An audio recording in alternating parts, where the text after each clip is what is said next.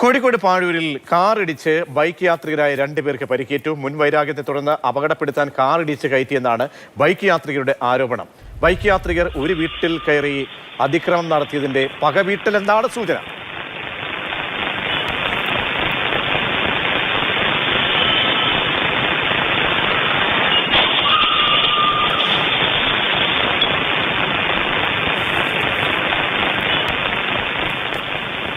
Rahul K V ചേരുന്നുണ്ട്. രാഹുൽ, ഒരു പകവീട്ടലായിരുന്നോ?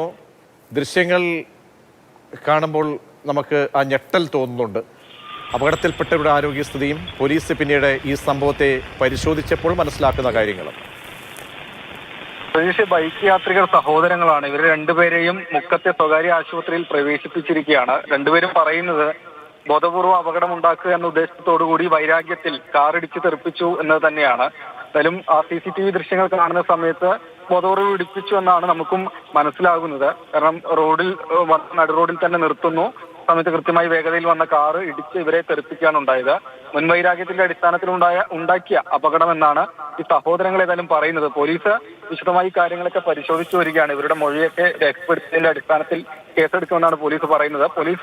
പോലീസിൽ നിന്ന് ഇത്തരത്തിലുള്ള വിവരങ്ങളൊന്നും തന്നെ നമുക്ക് ലഭിക്കുകയും ചെയ്തിട്ടില്ല. എന്തായാലും ഈ സഹോദരങ്ങൾ ഒരു വീട്ടിൽ കയറി അതിക്രമം നടത്തിയിരുന്നു, കയ്യേറ്റം നടത്തിയിരുന്നു.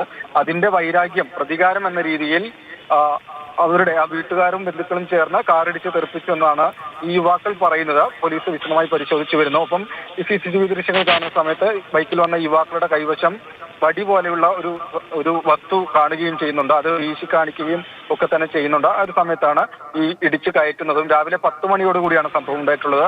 പോലീസും CCTV ദൃശ്യങ്ങളും ഒക്കെ തന്നെ പരിശോധിച്ചു വരികയാണ്. ഇവരെ ഏതായാലും മുക്കത്തെ സ്വകാര്യ ആശുപത്രിയിലാണ് പ്രവേശിപ്പിച്ചിട്ടുള്ളത്.